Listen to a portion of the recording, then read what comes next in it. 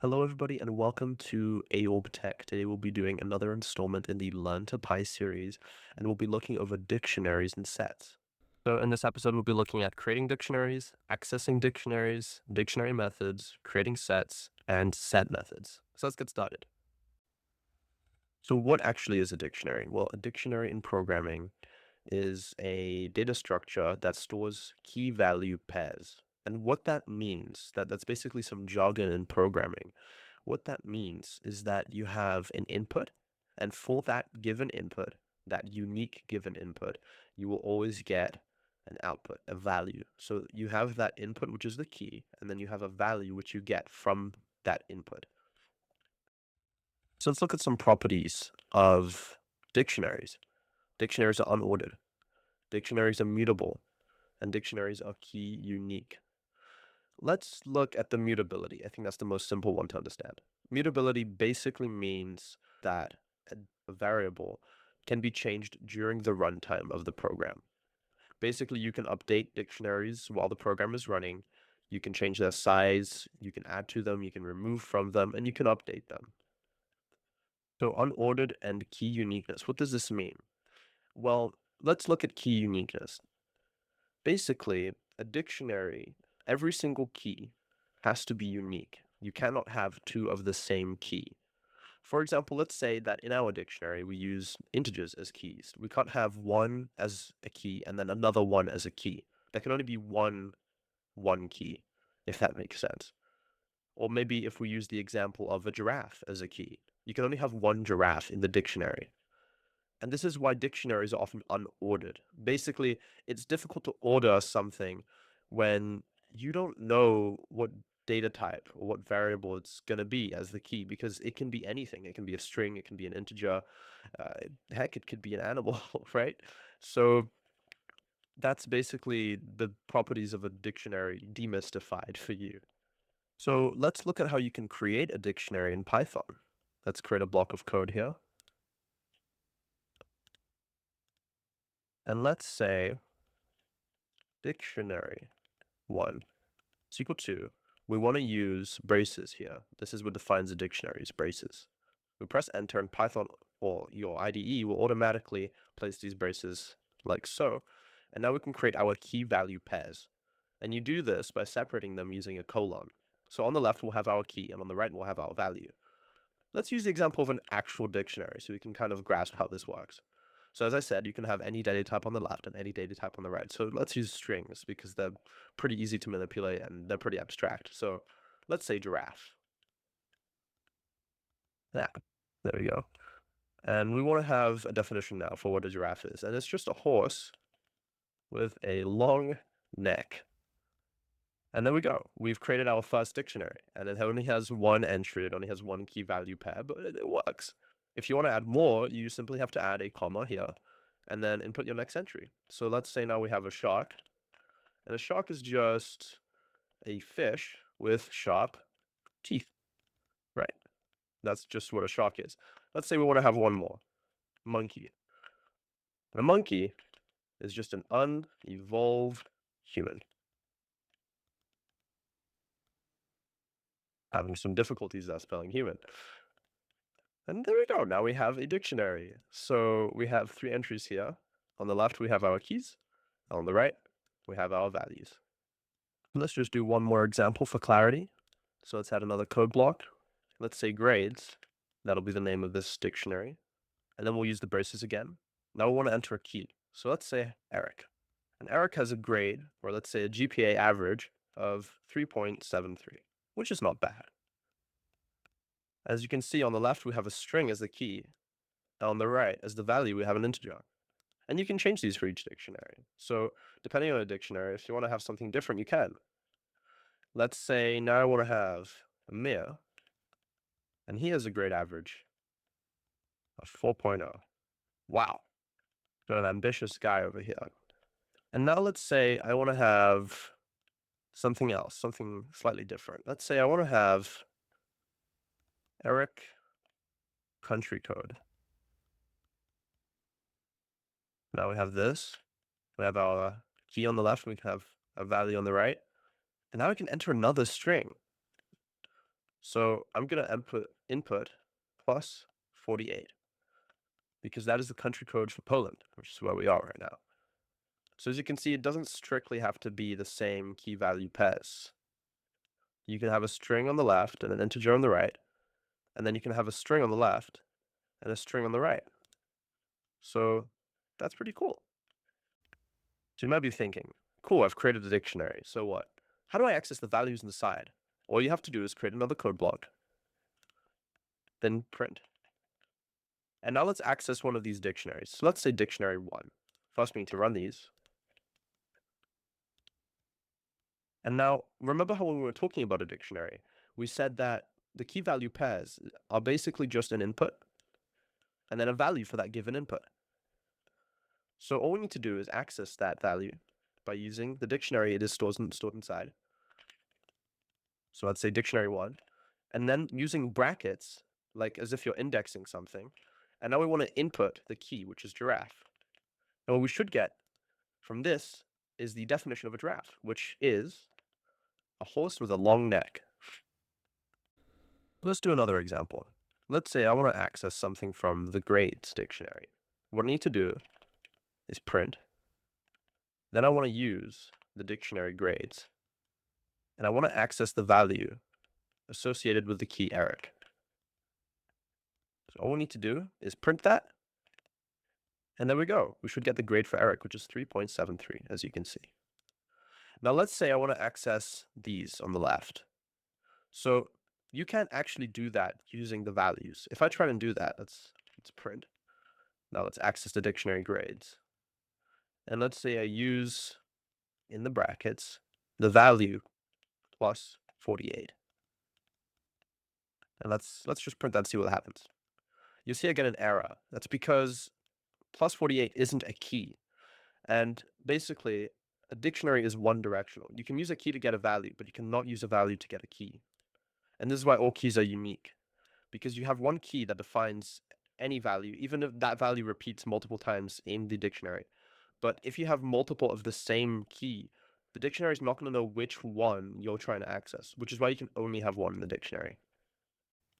Let's take a look at nested dictionaries. When you hear the word nested in programming, what you should always think is one thing inside of itself. So what this means is basically that when we have a dictionary, we can have another dictionary within that dictionary. So let's create a dictionary here. Let's create a code block. Let's call the dictionary personal info. And let's use braces to create the dictionary here. So let's say we have a value or a key name. And for that key, we have the value Eric. Let's say we have an age here. And for that age, we have the value 19. And we need to remember to add a comma to each input.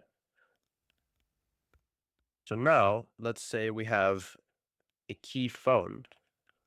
And what this key returns is another value. And a value can be anything, as can be a key. So why not, instead of putting another data type, a simple data type, let's put in a data structure. Let's put in a dictionary, another dictionary. And you can see Python doesn't scream at me because this is correct. You can actually do this. So let's say we have two different phone numbers, right? We have the home phone number, which is going to be this value here.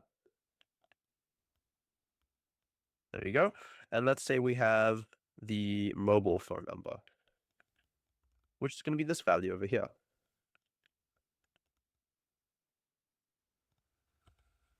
And once again, always remember to add commas.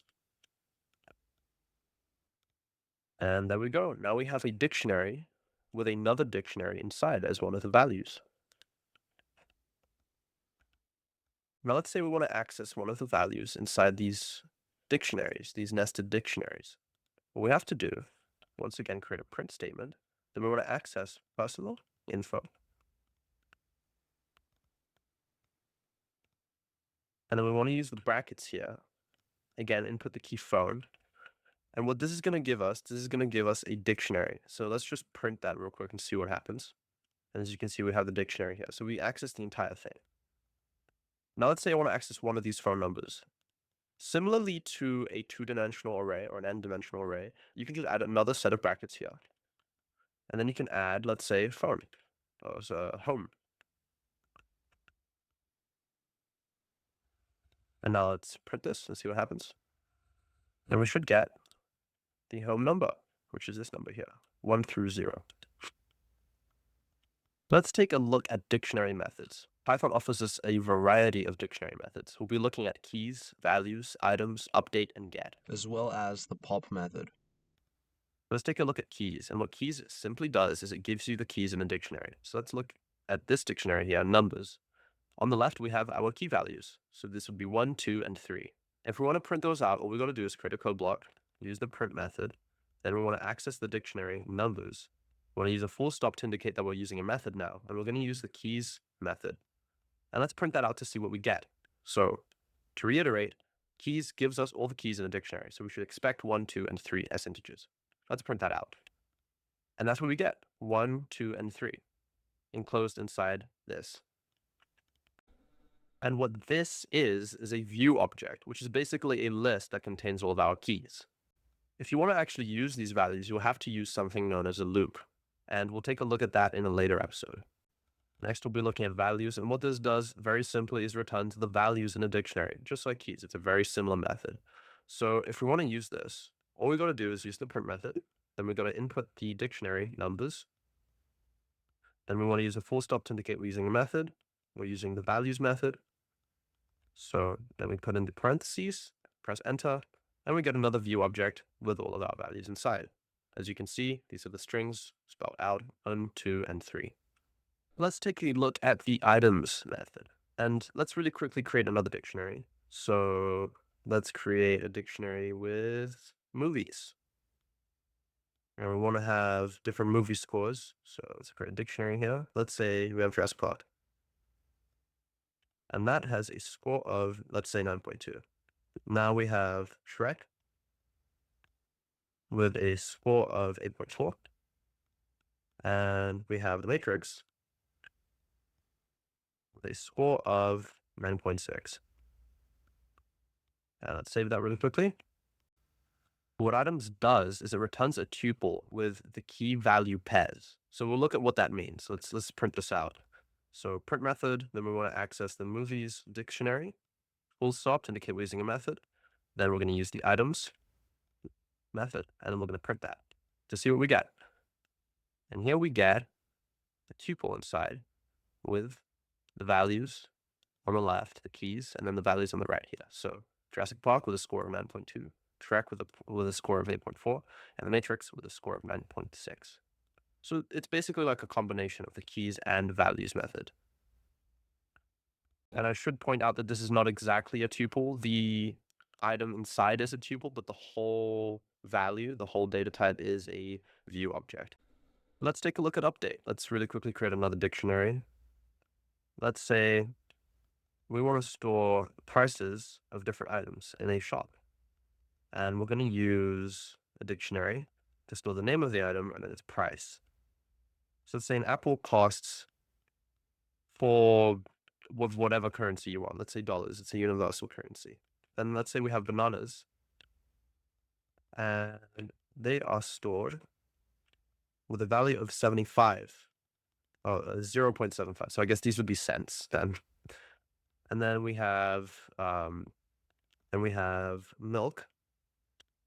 And let's say a carton of milk costs $1.50. I'm not sure how the economy is in the US. If this is accurate or not, I have no idea. So the way that the update function works is it allows you to A, update, so change or modify a value, and B, allows you to add a new value or insert a new value into the dictionary. So let's look at the first option. So let's say we want to modify or update a value inside of the dictionary. What we need to do is access the dictionary first, and then we use the method update. So a full stop to indicate we're using a method on the dictionary update. And what we want to do is we want to update the key value pair, basically. That is, let's say Apple, because we don't like the price of Apple, we want to make it more expensive. Let's say we want to make a little bit extra money. It's not making us enough money, so we want to update it.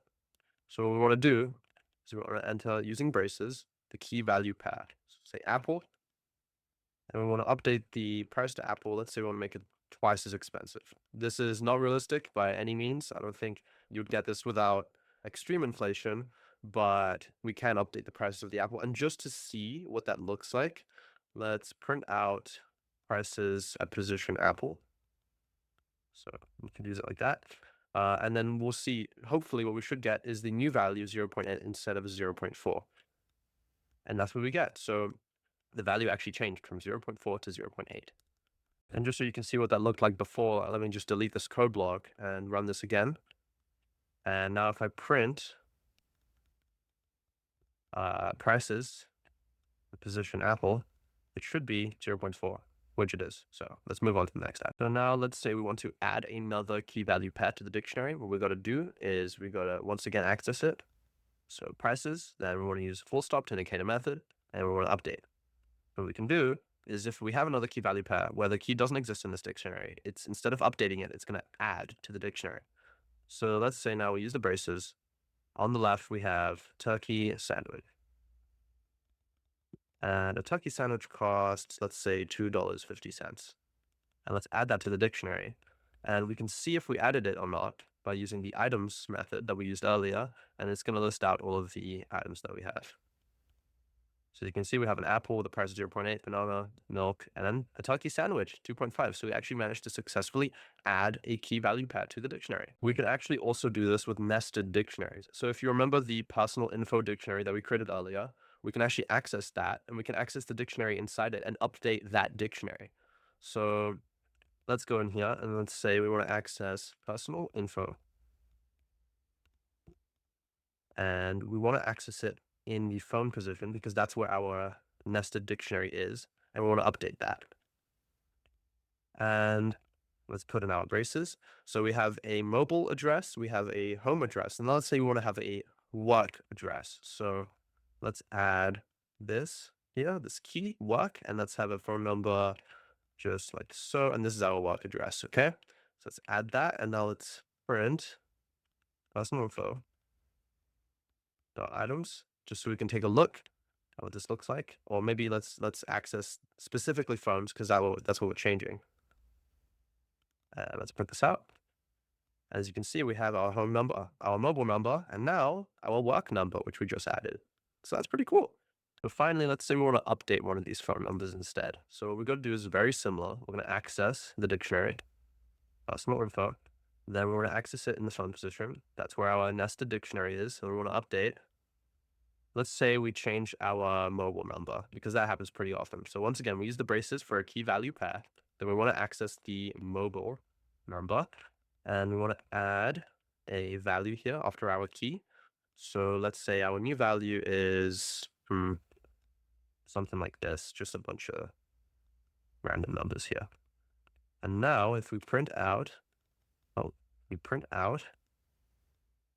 personal info, position phone, with a key phone, we see that our mobile number has changed from this number to this number. Very cool. Let's take a look at the get method. So let's really quickly use our dictionary from earlier, numbers. And what the get function basically does is it's another way of accessing the values inside of a dictionary. But there's a key difference. When you access it using the brackets, if you try to access an item inside of the dictionary with a key that doesn't exist in the dictionary, it will return an error. But if you use the get function, it'll just return the none type in Python. So let's take a look at what that looks like. So we have our numbers dictionary here. Now let's try and access, with our classical method, the key value pair of 4, which, as you can see, doesn't exist in here. So let's access numbers, section 4, and let's print that. Let's see what we get. So again, since we're using the brackets, we should expect an error to occur, and let's see what that looks like. And you see we get a key error because this key doesn't exist in the dictionary. We only have the keys 1, 2, and 3 as integers. But let's say we want to reduce errors in our program. What we can do, let's create a code block here, is we can access numbers, and we can use the get method, and we can try and access it with a key of 4. And let's print that one more time and see what we get. So what we should expect is that instead of getting a error, we get the none type returned. So we get none. So let's say we want to remove something from a dictionary now. All we have to do is go here and we can use the pop method. And what this does basically is if we put in a dictionary, so let's say, let's use the numbers dictionary here.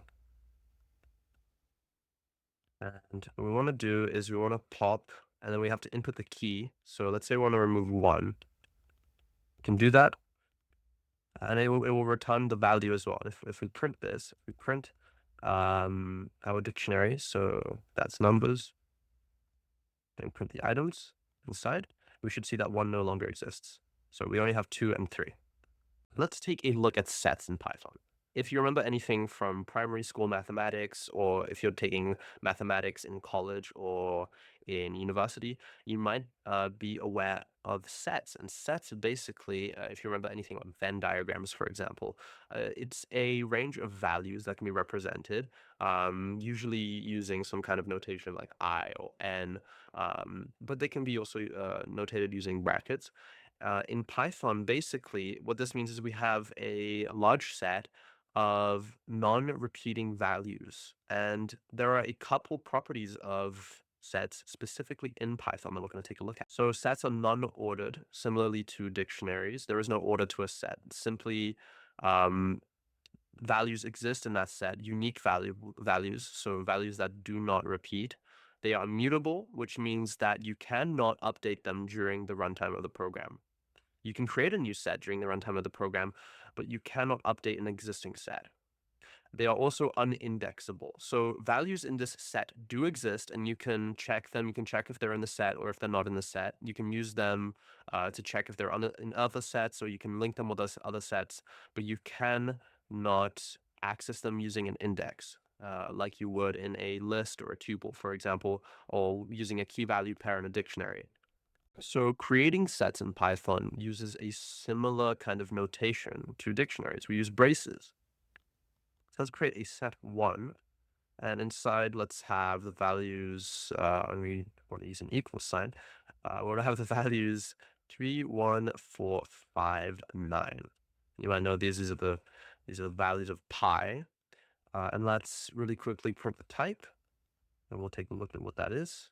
So you might expect a dictionary, but because there's no key value pairs, what we get is a set, as you can see. Another way we can do this is using the set function. And what this does is it returns a set of whatever you put into it. So let's say we want to say set2 is equal to, and we want to use the set function.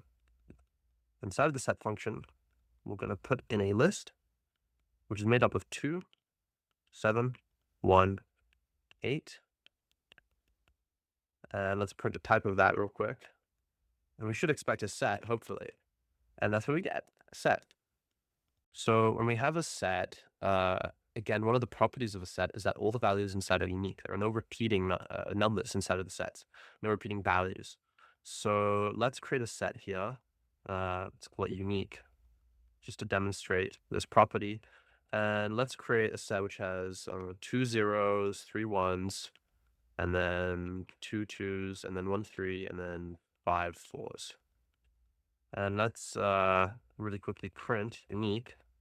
And we should get is because this is placed in braces, it's going to turn this into a set basically. And it's going to say, well, okay, we can't have any repeating values in here. So what we're going to do is we're going to take only the unique values and we're going to create a set out of that. So when we print this, we should expect to see 0, 1, 2, 3, 4 instead of 0, 0, 1, 1, 1, 2, 2, etc.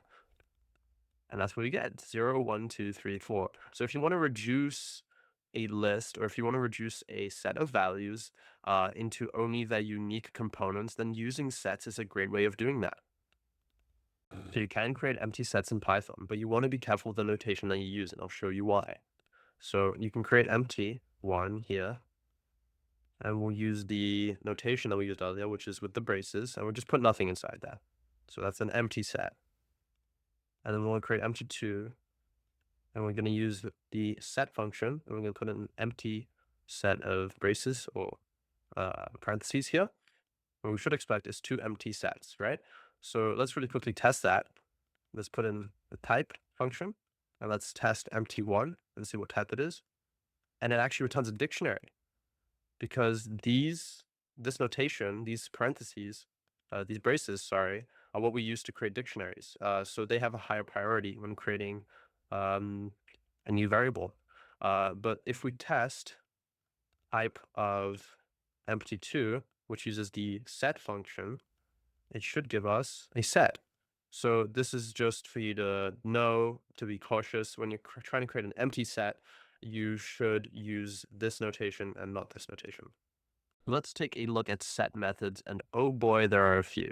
There's add, len, remove, pop, clear, union, and intersection. Let's start with add.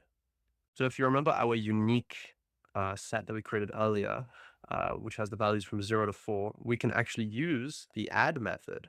So unique.add to add a new value into this set. So let's say we want to add the value 5, and then we can print unique just to see what that looks like. And now we have values ranging from 0 to 5. And these don't have to be in any particular order. You can also add a value like 42, for example, using the add method once again. And we can see what that looks like. And we'll print that. And you can see we have 0 through 5 and then 42.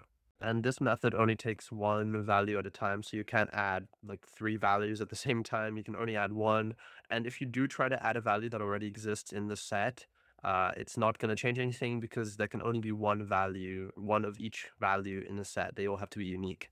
So now let's take a look at len, and this is very similar to the other length function that we would use. So if we just print len of unique, it'll basically tell us how many values are in this set, which happen to be 7. So 1, 2, 3, 4, 5, 6, 7, as you can see.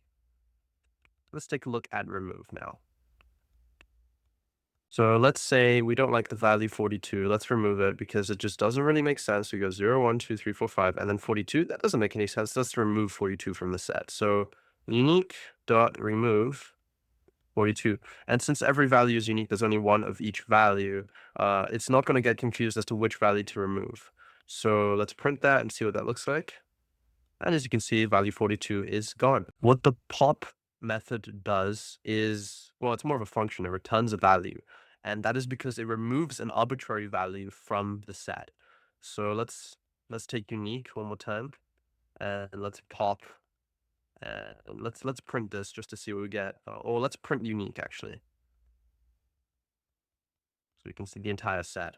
So what this is going to do is it's going to remove an arbitrary value, which means it can remove any value from the set. You don't know which value it's going to remove. And then you should be able to get that. So as you can see, remove the value 0. Now let's do that one more time. This time, let's print the value that it removes. So print, and we want to get unique dot pop, and it should give us the value that it removes. So 1, it removed the value 1. So when we look at this set again, we should expect that only 2, 3, 4, and 5 remain. And if we really quickly create a code block and print unique, we should get 2, 3, 4, 5, which is exactly what we expected. Now let's say we don't like this entire set. So let's just take unique and let's clear it. Let's remove every value inside. And if we print unique after doing this, what we should get is an empty set. So it removes everything. So this is actually another method of getting an empty set, if you will. Let's take a look at union. If you remember anything about set theory, you can remember that you can actually apply a number of functions to different sets. You can do the union between different sets. You can do the intersection between different sets. There are a couple of other ones, but the ones we'll be looking at in today's episode are union and intersection in Python. So if we have a set 1, let's call it A maybe, it'll be easier to use later. And we use this notation this time. And let's have a bunch of odd numbers. So 3, 5, 7, 9, for example. And let's say we have another set B, and that's going to have even numbers. So let's say 0, 2, 4, 6, 8, right? And what we can do is we can create a set which has all of these values. So we'll call it set C. And that's going to be equal to set A dot union. So this is a function being applied to A, and we're going to do a union of A with set B. And let's print C just to see what it looks like. What we should be expecting is a union of both of these sets, which means that we have all the values in set A and all the values in set B. So we should see all the values ranging from 0 to 9, since that is the lowest and biggest number in our set. And that's what we get, 0 through 9. And now intersection. What this does is it basically returns the values that are only in both sets. So let's say if we have set A and set B, if set C was the intersection of A and B, we would have nothing, since there are no commonly shared values between both sets. These only contain odd numbers and these only contain even numbers. As we know, those are separate things, so nothing would actually come about from that. What we can do is test that theory. So C is equal to A dot intersection with B, and we can print C. And what we should get is an empty set, and that's what we get. So let's create two sets where we can actually test this hypothesis more clearly. Let's create A and B again. This time let's create 1, 2, 3, 4, 5, the first 5 numbers. And let's say B is going to be equal to 3, 4, 5, 6, 7. So from 3 to 7. And C is going to be the intersection of A with B. Now let's print C. And since C will have only values that are both in A and B, what we should expect is that overlapping values are in C. So in A, we have 1, 2, 3, 4, 5. In B, we have 3, 4, 5, 6, 7. So you can see 3, 4, 5 actually appears in both sets. So if we print C, we should expect a set with the values 3, 4, and 5. And do not forget to put commas between your values, because what I just inputted was the value 12,345 and the value 34,567. So make sure you put commas between all your values. And if we do this one more time, we should get 345. Awesome. Okay. So that was the episode on dictionaries and sets. I hope you really enjoyed this episode. If you want more details, you can go to our website, which is available at this link. It should be in the description as well. And if you want more from us, you can also access our GitHub to practice all of these techniques by yourself. We have some Jupyter notebooks for you to play around with. You can git clone and then play around with those. If you enjoyed this video, please make sure to like, subscribe, and if you want to see more of this content, then hit that bell icon so you'll be notified when our next videos come out. And have a lovely day. Bye bye.